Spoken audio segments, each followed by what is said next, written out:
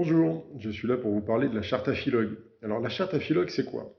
C'est une charte d'engagement réciproque entre l'État, d'une part, et des membres de l'Afilogue, d'autre part, pour promouvoir et améliorer la performance environnementale et économique de l'immobilier logistique français. Et cette charte, signée en 2021, engage à date 58 des membres de l'Afilogue, soit un peu plus de la moitié, dont Essor. Cette charte répond à une double ambition de transition écologique et de performance économique de l'immobilier logistique. Elle vise à ce que tout nouveau projet logistique atteigne la neutralité carbone à l'horizon 2040. Quel intérêt alors revêt cette charte Afilogue? Il faut savoir que de son côté, l'État s'oblige à un dialogue constructif avec chacun des adhérents de l'Afilogue signataires de la charte.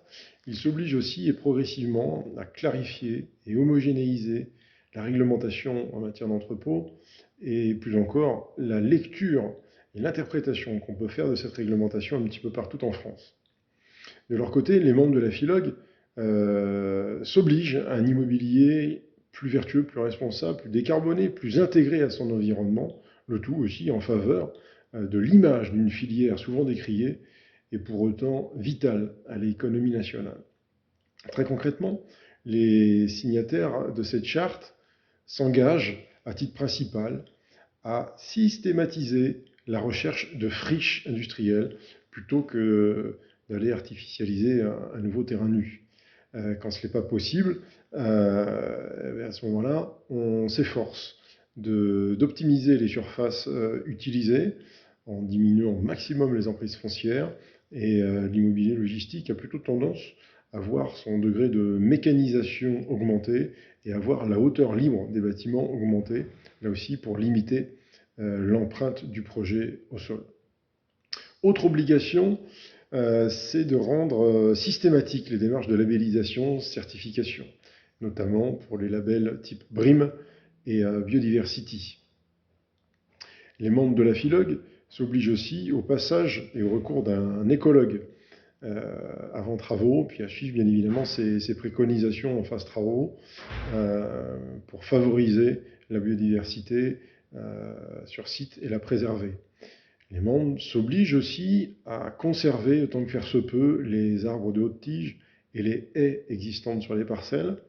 À défaut de pouvoir les préserver, on s'oblige à replanter.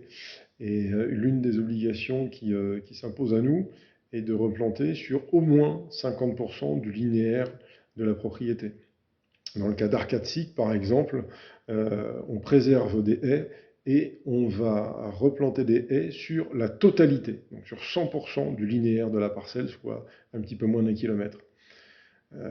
Autre obligation, c'est celle qui consiste à mettre en place des dispositifs d'accueil de la biodiversité. C'est souvent modeste, mais ça fonctionne. Des ruches, des nichoirs, des abris à hérissons, des abris à chauves-souris. Le coût est souvent modique, mais les effets sont concrets et très facilement palpables. Autant d'initiatives qui ont un réel impact sur l'immobilier logistique et la façon de concevoir nos immeubles désormais. Et quel gain, me direz-vous, à l'emploi de et au respect de cette charte Afilogue par rapport à des solutions plus traditionnelles? Eh bien, en systématisant le recours à des friches plutôt qu'à des nouvelles constructions, on participe de la reconstruction de la ville sur la ville et à la lutte contre l'artificialisation des sols. En favorisant l'énergie solaire photovoltaïque, on va contribuer à la minoration des coûts énergétiques de nos clients et à l'émergence d'une production d'énergie verte.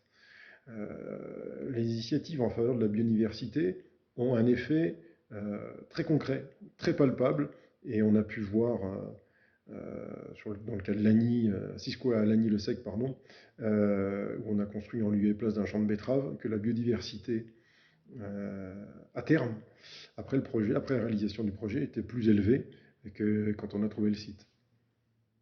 Alors, à quelles difficultés devons-nous faire face dans l'application de la charte Afilogue?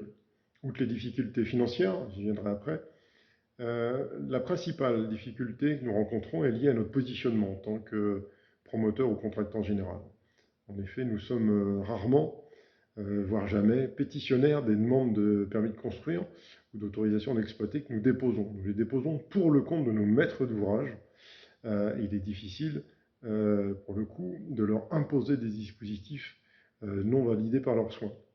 Donc ce que nous pouvons faire, à tout le moins, c'est de les inciter à suivre nos préconisations et parfois, et même de plus en plus souvent, participer à la mise en œuvre des solutions en assumant financièrement tout ou partie de ces solutions pour que ça ait valeur d'exemple et que d'autres clients puissent enclencher la démarche à leur tour. Voilà.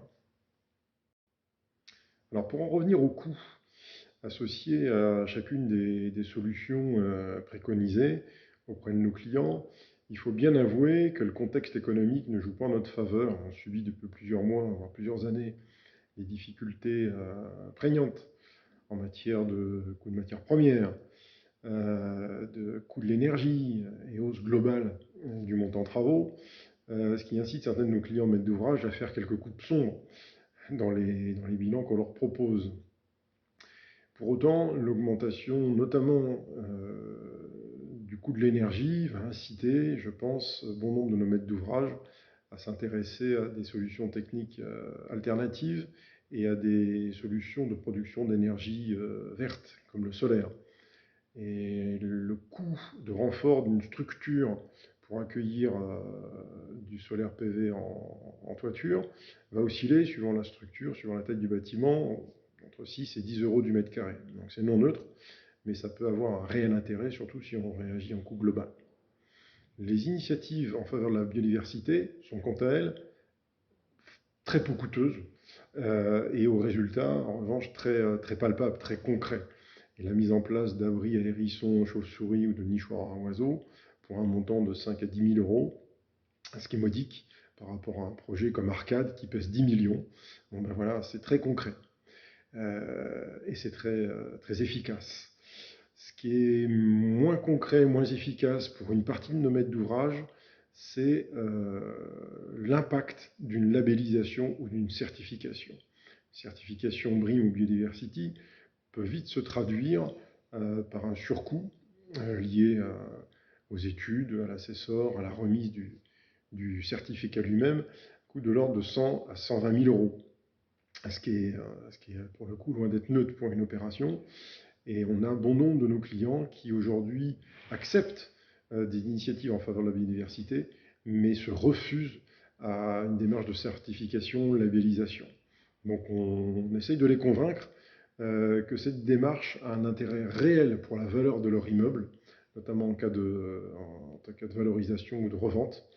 Et on a le cas récent sur le projet Kunenagel à Agen, où en fait ce surcoût de certification va être pris en charge à 50-50 par l'investisseur et par le locataire. Et ce, prenant de son côté à sa charge les surcoûts travaux associés à cette démarche de labellisation-certification. Les retours clients sont hélas encore trop peu nombreux pour pouvoir être réellement pris en compte. On sent poindre malgré tout une démarche de responsabilité et de responsabilisation de nos clients en faveur de l'environnement. Ça colle aussi avec leur démarche RSE et le fait tout simple de mettre en place des ruches sur un site et d'associer les collaborateurs à la collecte de miel. Bah c'est très simple, c'est très concret et ça peut augurer de moments de convivialité et puis ça permet de donner une touche très concrète à une initiative certes modeste en coût mais efficace sur le plan de l'environnement. Nous, ce qu'on va chercher à faire surtout, c'est à identifier en région, au plus près de chacune de nos agences, des partenaires, écologues, entreprises, entreprises adaptées, le cas échéant, pour nous permettre de développer à moindre coût des solutions très concrètes, notamment en matière d'accueil de la biodiversité.